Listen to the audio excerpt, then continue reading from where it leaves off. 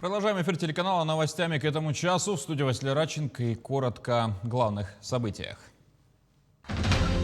Новая российская цифровая платформа поможет безработным трудоустроиться, а работодателям найти сотрудников. Алданский политехникум увеличил число очных групп за счет студентов из Якутска и Нюрбы. Российские спасатели и травматологи признали сноутюбинг самым опасным зимним развлечением. Что нужно делать, чтобы оно не закончилось трагедией? Банк Дом.РФ снял ограничения по возрасту для заемщиков, которые хотят взять ипотеку по льготной ставке на индивидуальное жилищное строительство. Кредит под 6,1% был запущен в качестве пилотного проекта в декабре прошлого года. Воспользоваться им могли заемщики в возрасте до 36 лет, имеющие хотя бы одного ребенка до 19 лет. Программа действует до 30 июня 2021 года. Однако уже теперь оформить кредит на строительство загородного дома могут не только молодые семьи, но и все граждане. Возрастные ограничения теперь стандартные для ипотечных программ. Заемщик должен быть не младше 21 года и не старше 65 лет. В Госдуму внесет законопроект о единой платформе вакансий. Безработным будет проще трудоустроиться, а работодателям найти сотрудников.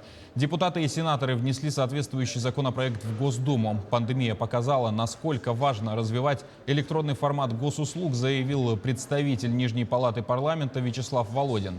Создание единой цифровой платформы в сфере занятости расширит возможности трудоустройства для граждан, упростит для работодателей поиск персонала. Правительство России выделило 10 миллиардов рублей на лекарства для пациентов с сердечно-сосудистыми заболеваниями из группы высокого риска, перенесших инфаркты и инсульты, стентирование и операции на сердце. Согласно соглашению со всеми субъектами заключенным, средства до них доведены в полном объеме. Программа показала свою эффективность, поскольку повышает приверженность пациентов терапии и реально помогает спасти тысячи жизней, подчеркнул министр здравоохранения России Михаил Мурашко. Мероприятия заложены в национальном проекте «Демография».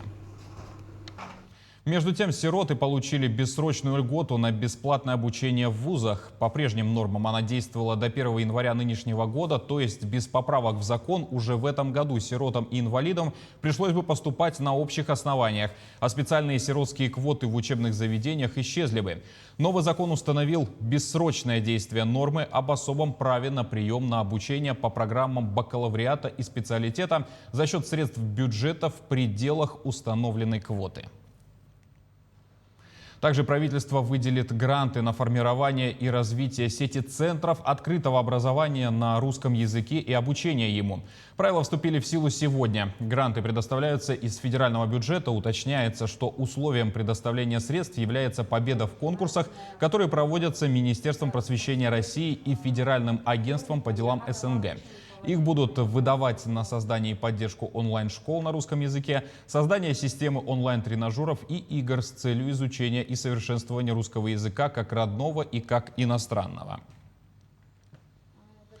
Во втором семестре в Алданском политехникуме число очных групп увеличилось на 3 за счет студентов из Якутска и Нюрбы. Как осваивают навыки будущие сварщики, автомеханики и экскаваторщики, узнала Татьяна Вахнина.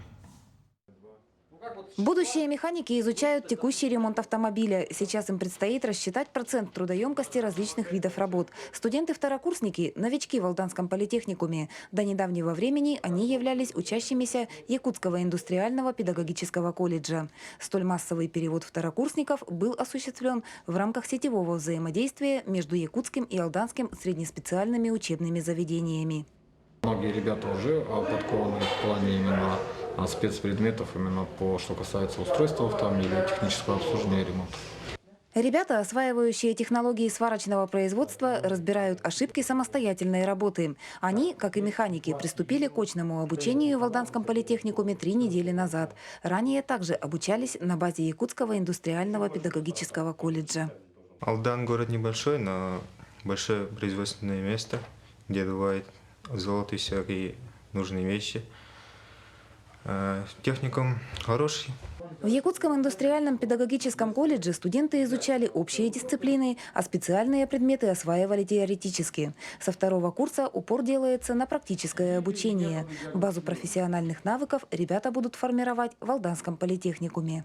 По сетевому взаимодействию мы работаем с 3 образовательными учреждениями по 3 специальностям. 2 учреждения и специальности – это город Якутск, и еще у нас есть из Нюрбинского техникума. Во втором семестре 2020-2021 учебного года к занятиям в Алданском политехникуме, кроме будущих механиков и сварщиков, приступила группа машинистов открытых горных работ. Будущие экскаваторщики начинали обучение в Нюрбинском техникуме. Приехав в Алдан, 2 недели студенты учились дистанционно. Теперь с завершением карантина приступают к очному обучению. Во вновь прибывших группах образование получают ребята из разных уголков Якутии. Конечно, языковой барьер тоже был, но в данное время уже все студенты, это уже адаптация языкового барьера прошли, они успешно уже учатся. В планах у руководства Алданского политехникума расширение сетевого взаимодействия со среднеспециальными учебными заведениями Якутии и России. Ожидается, что в следующем учебном году количество сетевых групп увеличится. Татьяна Вахнина, Георгий Баранов, Алдан. Российское ракетостроение пошло по пути компании SpaceX. Государственный центр имени Макеева зарегистрировал облик линейки сверхтяжелых носителей для пусков к Луне и Марсу. Описание изобретения опубликовано на сайте Роспатента. Ранее стало известно, что создание российской сверхтяжелой ракеты «Енисей», первый полет которой планировался на 2028 год, отложили. Как заявлял глава Роскосмоса Дмитрий Рогозин, проект пересмотрят, и новая сверхтяжелая ракета будет основана на технологиях многократного использования. Знаменитый французский багет могут включить в список нематериального культурного наследия ЮНЕСКО. Правда, если ему удастся обойти 2 серьезнейших соперников, которые также считаются важными брендами Франции. Багет – такой же бренд Франции, как и Эйфелева башня. Во время пандемии люди могли обойтись без многого, но точно не без хлеба. Для местных пекарей это один из аргументов придать знаменитому французскому батону особый статус. Они обратились в Министерство культуры страны с просьбой рассмотреть багет как одного из кандидатов на включение в список нематериального культурного наследия ЮНЕСКО. Этот благородный продукт представляет 33 тысячи французских пекарей, которые каждое утро просыпаются ради жителей страны. Признание багета особенно важно сейчас, поскольку за минувший год из-за коронавируса работы у нас сильно поубавилось. И этот титул не просто утешит, но и воодушевит.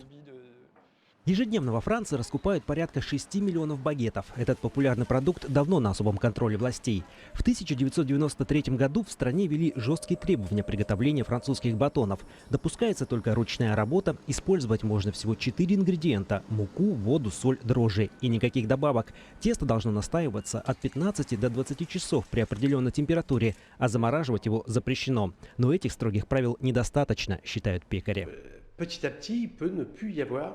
Постепенно багет может исчезнуть. С 50-х годов прошлого века мы потеряли 30 тысяч пекарен, то есть каждый год закрывается по 400.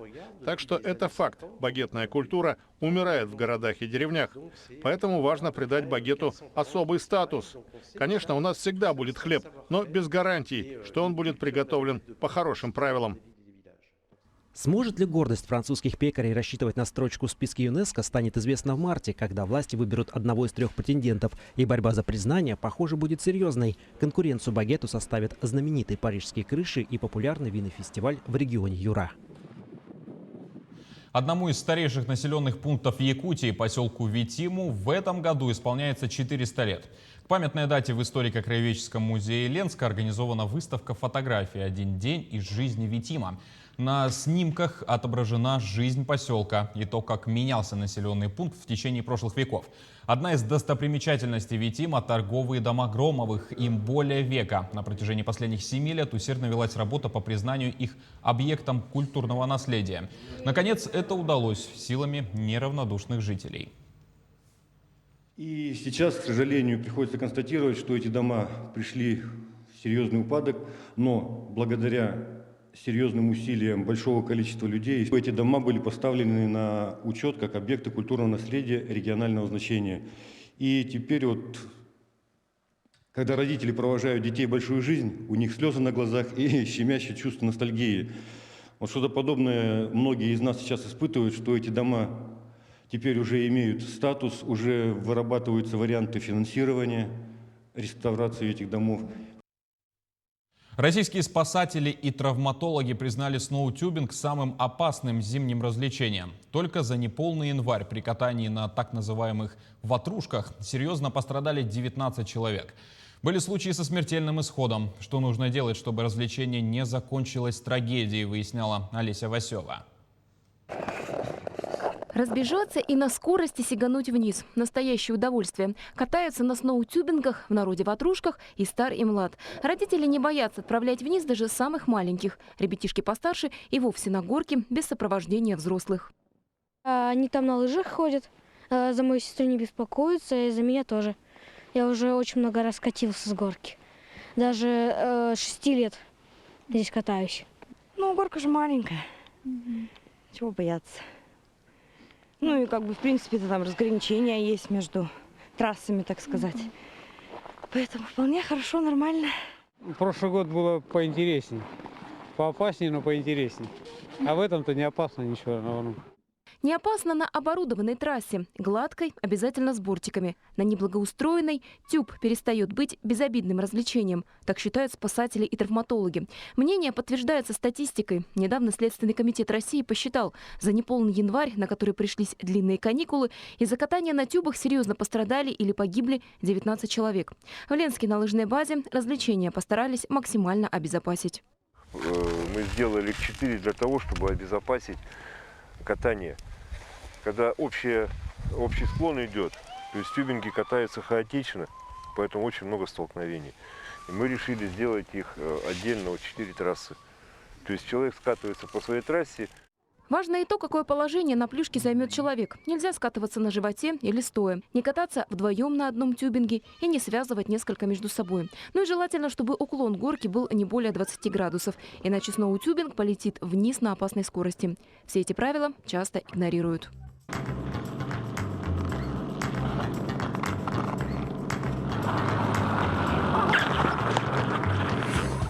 Еще один вариант развлечения с плюшкой – это привязать ее к автомобилю и, как говорится, прокатиться с ветерком. Здесь о безопасности вообще не идет речи. Человек может попросту залететь под автомобиль после его остановки. Ну или вылететь на встречную сторону и также попасть под машину. К слову, такие прецеденты уже были. Ну и если вас заметят сотрудники ДПС, они обязательно вас оштрафуют. Так что просьба не повторять этого. Мы попробовали прокатиться ради эксперимента и поняли, даже на минимальной скорости тюбинг разгоняется быстро, а при любой остановке автомобиля плюшка норовила залететь под него. Легко представить, что происходит на скорости. Мы повторять не стали, зато нашли много подобных роликов в Ютубе. В некоторых регионах России, например, в Новосибирске, где в начале года погибла 8-летняя девочка, призывают такие развлечения даже запретить и ввести большие штрафы за использование опасного инвентаря. Примут этого внимания власти, неизвестно, но в любом случае ответственность за собственную жизнь и жизнь своих детей всегда лежит на самом человеке. Олеся Васева, Юлия Золотарева, Олег Соснин. Телеканал «Алмазный край». На этом пока все. Не забывайте носить маски, дезинфицировать руки и держать социальную дистанцию. До встречи в эфире.